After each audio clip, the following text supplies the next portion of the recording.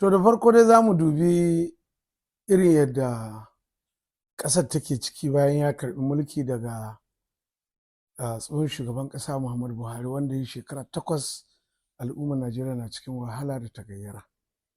Sai mu ce gwamnatin Tinubu kamar ci gaba ne na gwamnatin Buhari, domin kuwa in ka lura akwai wasu abubuwa musamman da bai kamata a ce an bar su ba, amma saboda gwamnati ce ta jam'iyya ɗaya sai aka kyale aka ci gaba a haka nan, aka haƙura da kurakuran da aka yi, maimakon ma a gyara kurakuran sai aka koma aza akan kurakurai.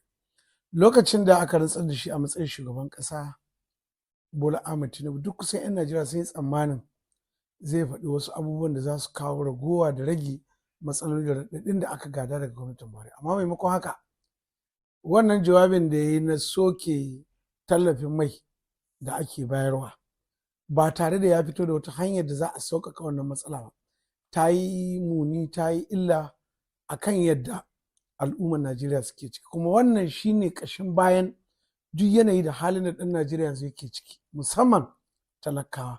Sai na biyu kuma shine kan sha'anin tsaro. Ba za mu zargi shugaban ƙasa Bola Tinubu da cewa shine umul haba'isu matsalar tsaro a Arewa ba, musamman Arewa maso yamma, amma dai bai taɓuka abin da muka so ya taɓuka ba, domin kasancewar akwai wuraren da ya kamata a ce an ɗauki mataki na yaƙi da sha'anin tsaro, musamman Arewa maso yamma, irin jihohin Sokoto, Zamfara, Katsina, Kaduna, da wani ɓangare na jihar Neja, da wani ɓangare na jihar Kebbi, waɗanda yanzu haka yanayin da suke ciki sai dai a ce Allah ka sauka. Idan ka ce ba za a zargi wannan shugaban ƙasa ba, waye za a zarga kenan tun da duk gwamnati? Gwamnonin, ai duk yadda kake son ka azalahi ga shugaban ƙasa sai ka kalli gwamnonin. Wato kwanan nan na ji cewar gwamnoni sun ce sun je Amurka sun yi magana akan sha'anin tsaro, wai kuma har da cewar za su dawo da hanyoyin da za a rage matsalar tsaro. Ni na san wannan ɓata lokaci ne, kashin kuɗi ne. Malam Muslim, bai yiwuwa ka bar matsala a gida da wanda zai yi magance matsala, ka ce ka je Amurka ka yi kwanan shan shayi, ka yi hutunka, sannan ka dawo ka ce wai za ka iya magance matsala. Daga da suka tafi Amurka zuwa yanzu, matsalar tsaro ta ta'azzara, musamman a jihar Zamfara da jihar Katsina da jihar Kaduna da gabashin jihar Sokoto. Me aka samu kenan? Sannan gwamnonin nan sun kasa zama a jihohinsu. Yanzu misali, gwamnonin nan guda 3 ko 4, gwamnan jihar Kaduna da na Zamfara da na Katsina da shi kan shi a gwamnan Sokoto, sau da yawa al'umma na korafi a kansu cewar ba sa zama. Wannan ba don komi ba kuwa, saboda sun mai da mulkin jiha a mitin, a zoom mitin, wani lokaci a kwamfuta, wani lokaci kuma a ɗauki fayil a bisu da shi ko Abuja, ko kuma inda suka tafi suka bar jihar su.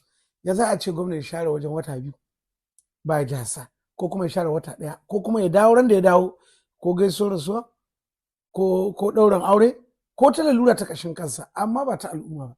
Wannan babu daɗi. Yanzu misali a jawabin da gwamnan Katsina ya yi na cewa kusan kashi 70% an shawo kan matsalar tsaro a Katsina, da jin wannan kalaman ka san bai san yanayin da Katsina take ciki ba. Domin yanzu ba za ka ce mutunan Faskari, ko mutunan Safana, ko mutunan Dutsen ma, ko mutunan shi fa yake jagorantar da ko mutunan Jibiya ka ce an samu kashi 70 ci gaba na tsaro. Kwanan nan dan majalisar tarayya Sada Soli daga Jibiya ya faɗi cewar an hana shi zuwa garin su, ba don komai da sha'anin tsaro. Har yanzu ba ka iya barin Katsina ka bi ta gurbin Bore ka hita ta Zurmi ka ce za ka Gusau ko za ka je Sabon Birni. Isa faɗan cewa fa ba su ke da jami'an tsaro ba, sannan kuɗin da ake ba su na yaƙi da tsaro watakila bai taka kara karya. Sai su mai da kuɗaɗen da shugaban ƙasa Bola Tinubu ke ƙara musu a cikin kuɗin da ke bayarwa.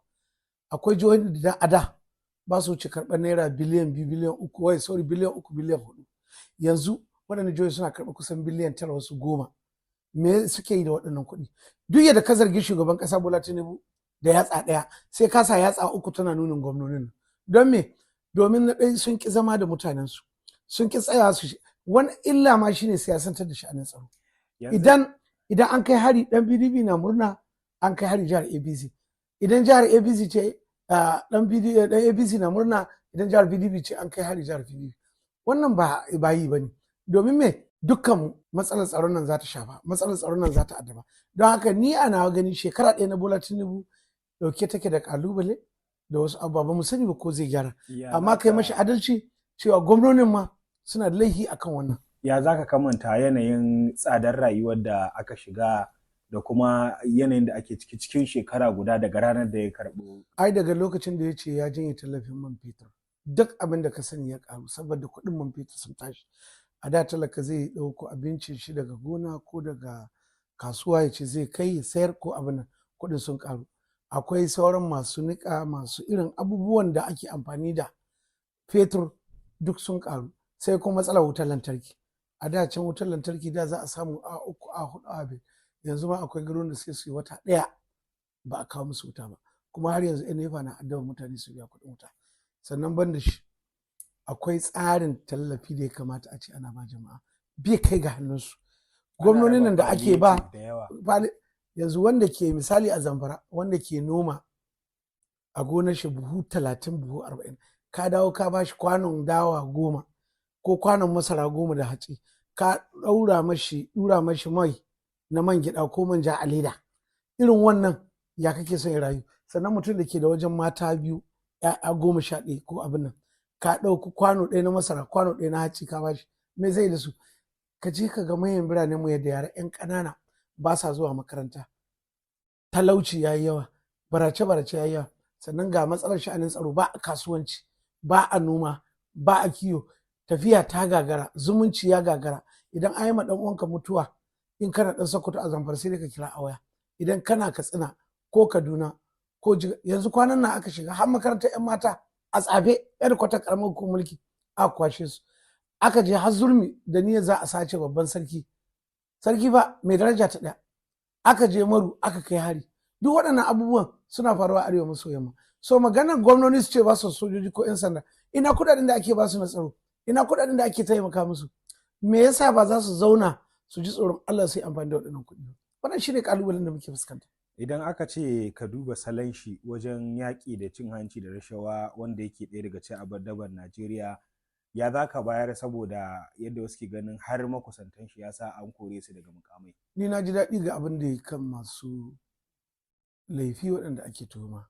Abin da ya bayyana da shi ne a yi amfani da hukumar EFCC wajen tozartawa ko cin zarafin wani saboda ra'ayin siyasa ko domin wasu makaryata sun zo an biya su kuɗi sun zo Abuja sun yi zanga-zanga sun je hedkwatar jam'iyya a hedkwatar hukumar EFCC. Wannan ba shi bane. Duk abin da hukumar EFCC za ta yi kar ta yi media trial, wato a ayyana ka mai laifi tun ma kamar a kai ka kotu. Wannan kuskure ne domin akwai abin da ake kira due process, akwai kuma rule of law. Ni na ji daɗi ma da yadda shi shugaban ƙasa Bola Tinubu ke taka ma hukumar EFCC burki akan waɗannan. Sai dai muhimmin abin da ya kamata shine kamata duk wanda ya zanga-zanga ya zo hedkwatar EFCC a bincike shi ina ya samu kuɗin ɗaukar nauyin zanga-zanga, ina ya samu kuɗin ɗaukar mutane, ina ya samu kuɗin kama musu wutar.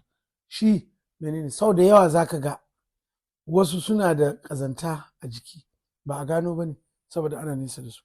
Don haka a Najeriya yanzu muhimmin abin da ya kamata a mai da hankali shine menene hanyar da za a kawo makomar da za ta iya taimaka ma al'umma, ba tsimi cikin talauci ba.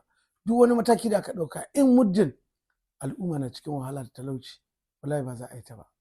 Wasu na ganin wannan yanayi da ake cikin shekara ɗaya ko da wace jam'iyya ce ta hau za a faɗa hakan domin ana alakanta shi da cire tallafin man fetur, kuma duka 'yan takarar nan sun yi batun cewa sai sun cire wannan tallafi. Da su ma ko da a haka za a shekara. Ba haka Atiku ya ne zai yi ba. Ai zai bi abu ne daki-daki. Shi ma Bola Ahmed Tinubu rashin shawara ne kuma aka zuga shi ya faɗa, kuma yanzu wannan faɗa da ya gano kuskuren shi. Abin da ya kamata ya gyara cikin shekaru 3 da suka wuce. Bai yiwa ka matsar da mutum kan wani abu sannan ba ka yi mashi mafita ba. Allah subhanahu wataala in ya sa doka akan mutum in yayi kaza akwai matakan da ake biya na lada, kuma idan an ce kada kai kaza akwai abin da ake son kuma kai domin ka samu sauki ga wannan. Duk tsanani ya zo zaka ga inda aka kawo sauki, to balle mutum.